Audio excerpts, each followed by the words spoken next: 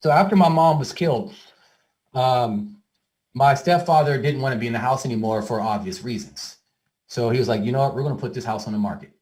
And me and my siblings were very upset about that because that was, mom's house. It was her dream house. And that was like basically our last thing holding us together because my other brother's in the Air Force. My sister's down in Southern California. My other sister's in Stockton. I'm in San Francisco. The house was in Vacaville, California. It's about halfway between here and Sacramento. And so we're like, well, if that's gone, then what? How are we going to meet? What are we going to do?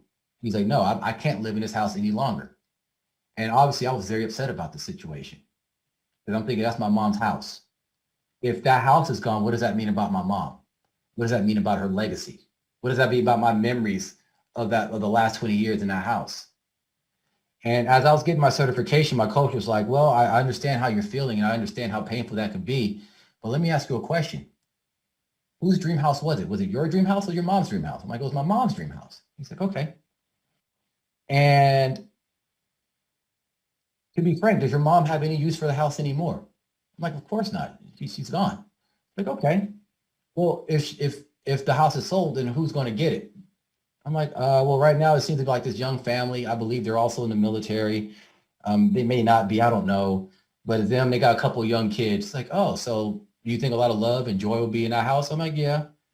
And do you think that the love and the joy in the house that was shared when you were, growing up, do you think it'll be any different than when this new family moves in? I'm like, I mean, it won't be the same, but it'll be a lot of similarities.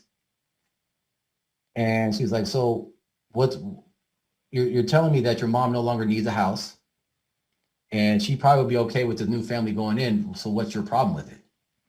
And I had to sit and think about it. And I realized the memories I have aren't going to go away just because we don't own that house anymore.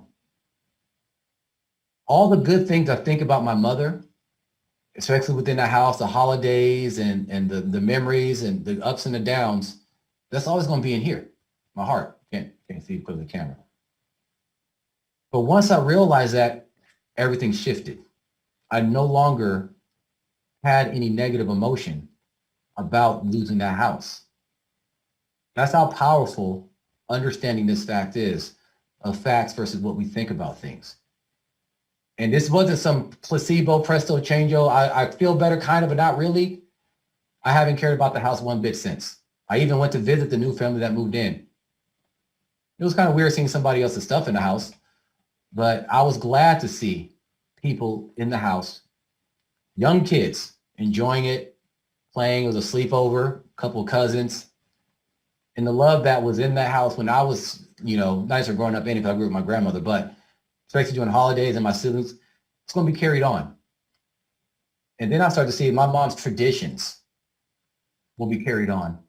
And all because I was able to see the same fact, losing my mother, in the two different ways.